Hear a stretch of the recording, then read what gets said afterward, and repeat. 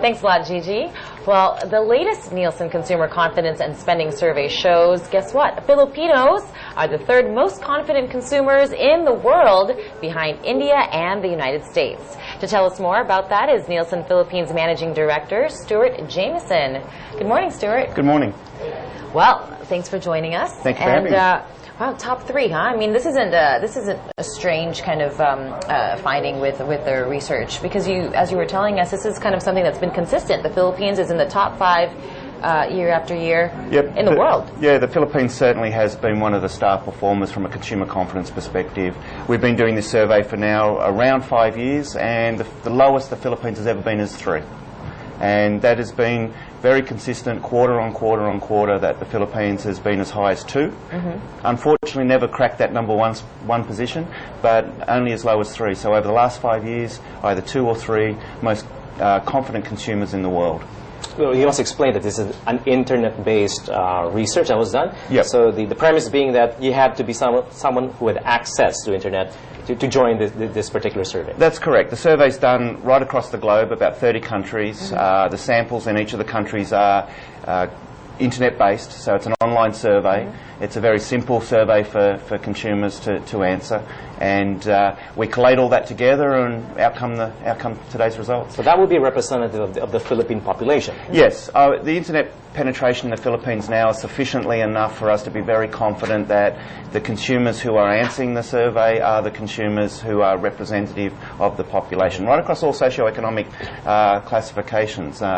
Mobile phone is most probably the single biggest access point to the internet, and we know with the cheaper mobile phones in the market, the lower data plans, it means that the average Filipino now has access, which means as a researcher we can access them. All right. Well, before I guess we talk about what that means, what higher consumer confidence means for the country and obviously for the economy and things like that, let's talk about maybe how the survey does break down. I mean, do you guys break down the results by age group or socioeconomic classes? Does it go clear across the board? We collect the data that way. We tend not to look at it that way. We tend to look at it, typically this is a benchmarking exercise. How's the Philippines doing against other markets? We can look at it more around age and socioeconomic classification internally to have a look at, once we sort of see the Philippines as number 2 or number 3, what are some of the key drivers of that? Right. And that's where the information becomes really influential in helping people understand why is the Philippines. Does the survey ask why? What's driving its confidence? Drivers, Yeah, we don't ask that question directly because you'll get 100 different answers. Sure. So what we have a battery of questions that give us indications on, spending behaviour, savings behaviour, why people are saving, what people are saving for, what are they spending their money on. Put these all together. Put it all together. What are they saying? Well, here in the Philippines, what we're seeing is a growing middle class that's driving a lot of this consumption. So people are spending. What we know is when people spend money, they're happy. People like to spend money, and I think that drives a lot of the consumer confidence. We're also seeing that because consumers have a little bit extra money left over after meeting all the basic requirements, they're not spending all of it. We're now starting to see some of that money move into savings. And when we ask people, why are you saving? They're saving for health, they're saving for their children's education, and they're saving for a rainy day, accumulating some savings to buy maybe a bigger item or, upgrade the home, renovate the home. Is this any different from historical data? And how different is this pattern from, let's say, our neighbors in Indonesia, Thailand, and the rest? So, to answer the first question, it is changing a little bit. I think what we're seeing is a sustainable growing middle class, so that additional income is no longer new. So we're starting to see spending change a little bit. The early spending behaviour was very much on gadgets and brands and clothing. We're now seeing that spending moving into bigger items and maybe renovating the home, or even thinking about relocating to a different home. And savings, you're saying? Savings. And savings is growing more important as a component of everyday life. How we compare to other countries, what we're seeing, the big difference being is here in the Philippines, we're very much a consumer spending-led market, whereas other countries tend to rely on foreign direct investment or high levels of government spending.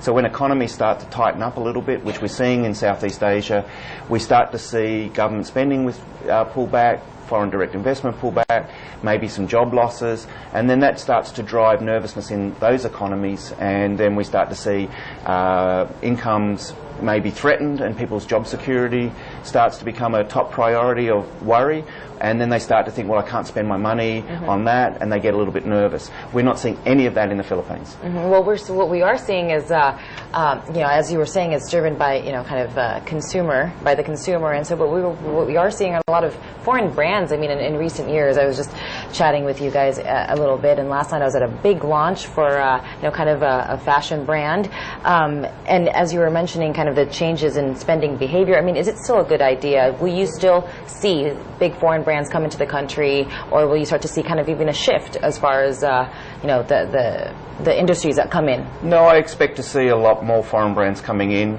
Certainly the ASEAN 2016, excuse me, the ASEAN 2016 has been an impetus to that. But we know that because the Philippines is growing, a lot of the home-based markets of these big global brands in Europe, in the US, where their markets haven't been quite as robust. So they're looking at markets like Mexico, like Philippines, where it's still very much a consumer-led. So I expect to see a lot more international brands. But at the same time, we're seeing a lot of our local brands really step up and be aggressive in marketing and look at moving outside the Philippines to try and also take on those global brands in other markets. If I'm a CEO, I'm looking at this data, what kind of strategy, what kind of implications would this have on my corporate strategy? Who are the winners with this kind of information? Which sectors, which industries are the big winners? Well, I think what we're seeing is the first industries to win are the out-of-home eating. So fast food restaurants, family dining, we're seeing a great deal of additional income coming through those streams. Gadgets are still very popular. We're still seeing, people line up for the latest iPhone or the latest Samsung Galaxy. Travel. We know that the airlines are doing quite well both domestically and internationally. There's more Filipinos travelling than there's ever been before. We're starting to see the car industry show really significant growth, even though it's off a fairly low base. We're starting to see the car industry benefit from this. And food manufacturers, I think, we've all still got to eat. And I think, there's still a lot of opportunity for brands to look at extending their brand portfolios. One of the things that we're seeing is consumers are now prepared to spend a little bit more on brands, so that's an opportunity for CEOs to look at their marketing strategy on their more premium brands rather than the price-fighting brands, and we're starting to see that. And then retail. Obviously, you've got to have a shop to shop in, and I think retailers are benefiting from this strong consumer confidence. One of the findings in this year's survey, at least, is the increasing amount of Filipinos willing to save that money, that extra income. Yep. Does this translate to good business for banks, or we're not quite seeing that yet? I don't believe we're seeing that yet. I think there's a big opportunity there. I think there's the opportunity for the banks are both in the savings area and the credit card area. I think there's one of the big topics of conversation that often comes out of these consumer confidence surveys is, what about e-commerce? What about online? And here in the Philippines, that's still a fairly immature industry, and I expect to see that grow quite dramatically.